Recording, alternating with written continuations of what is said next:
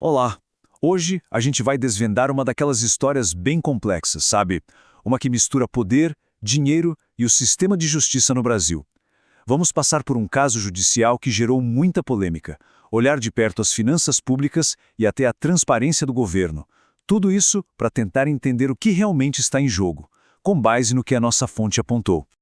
Então, para começar, vamos direto ao ponto com um caso que, olha, chamou muita atenção e levantou um monte de perguntas sobre como a justiça funciona por aqui. Olha só a rapidez disso. É impressionante. Estamos falando do Daniel Vorcaro, o dono do Banco Master. Ele foi preso, acusado de fraude financeira e, em 10 dias, apenas 10 dias ele já estava solto. Essa velocidade toda, claro, não passou despercebida. Pelo contrário, acendeu um alerta e gerou muitas, mas muitas perguntas. E a reação? Bom, a notícia da soltura dele caiu como uma bomba. Foi uma incredulidade geral. Os comentadores da nossa fonte, então, nem se fala. A reação foi de puro espanto, algo como: o quê? Soltaram o Vorcaro, mas já? Não, não é possível. E aí a coisa começa a ficar interessante. A fonte aponta por um detalhe que talvez explique toda essa pressa. O advogado que o banqueiro contratou, um nome de peso, Pier Paolo, acontece que ele também já tinha representado a própria juíza que mandou soltá-lo, a Solange Salgado da Silva. Pois é, uma coincidência no mínimo curiosa, né? E essa história toda ganhou outra dimensão quando a gente coloca lado a lado com outros casos. A fonte faz exatamente isso, mostrando um contraste bem gritante com o tratamento dado a outras figuras públicas. A imagem que ficou, segundo os comentadores, é essa aí. Para o banqueiro, a consequência de tudo foi um retorno tranquilo para casa. A frase que resume tudo foi essa: ele vai para casa tomar um vinho. Agora olha o outro lado da moeda. A fonte coloca em contraste a situação do ex-presidente Jair Bolsonaro. Ele, em regime fechado, tem a chance de reduzir a pena lendo livros. Percebe a diferença? De um lado, vinho em casa. Do outro, livros para diminuir a pena. A disparidade de tratamento, segundo a análise, salta aos olhos. Mas essa sensação de, digamos, dois pesos e duas medidas não para na justiça. A discussão que a fonte traz vai além e entra na gestão do nosso dinheiro, do dinheiro público. E o que se encontra por lá? Pois é, problemas bem parecidos no jeito como as finanças do país são cuidadas.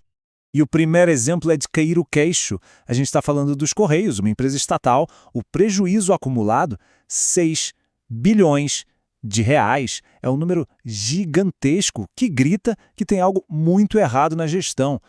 E o mais incrível, mesmo com esse rombo bilionário, a fonte destaca o custo para manter a diretoria da empresa. E não é pouco dinheiro, não. Então, como é que se resolve essa crise toda? A solução que está na mesa é pegar um empréstimo. Um empréstimo gigantesco, de 20 bilhões de reais. A grande questão que fica no ar, claro, é, no fim das contas, quem é que vai pagar por essa má gestão toda? E enquanto isso acontece numa estatal, o governo federal vem com uma outra proposta para tentar aumentar a arrecadação. Uma reforma fiscal. O discurso é de combater o privilégio de poucos, buscando mais justiça econômica. Vamos entender essa proposta. Basicamente, ela tem dois lados. De um lado, a ideia é isentar do imposto de renda quem ganha até R$ 5.000 por mês. Beleza, mas e o dinheiro para cobrir isso? Vem do outro lado, a criação de um novo imposto mínimo para quem ganha mais de 50 mil por mês. O foco, segundo plano, é atingir o topo da pirâmide, os 0,1% mais ricos. Ok, então a gente está falando de justiça e de dinheiro. Mas tem mais uma peça nesse quebra-cabeça, um pilar fundamental de qualquer democracia, que, segundo a fonte, também está em jogo: a transparência. O acesso à informação pública virou motivo de grande preocupação. O que aconteceu foi o seguinte: surgiu uma nova diretiva que dá um poder enorme ao Itamaraty, o nosso Ministério das Relações Exteriores. Agora eles podem simplesmente negar pedidos de informação para sempre, indefinidamente, mesmo que o documento não seja formalmente secreto. Estão chamando isso de sigilo eterno. E na prática, é algo que pode simplesmente passar por cima da lei de acesso à informação. Certo, libertação de banqueiro, crise nos Correios, sigilo eterno, parece um monte de coisa solta, não é? Mas e se tudo isso estiver conectado? Como é que a gente liga esses pontos?